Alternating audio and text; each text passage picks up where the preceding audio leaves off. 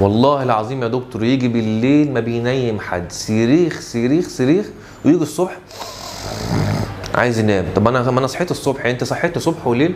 طيب ممكن من فضلك هقول لك على كام معلومه كده. الرضيع في اول شهور من عمره بيبقى قالب يومه، ده طبيعي. طب يا دكتور لا مش في اول يوم، احنا عنده 9 شهور، عنده سنه، ممكن بعد اذنك نعمل روتين يومي للنوم. هيتعبك في الاول لكن هيريحك في الاخر. ايه هو الروتين يا دكتور؟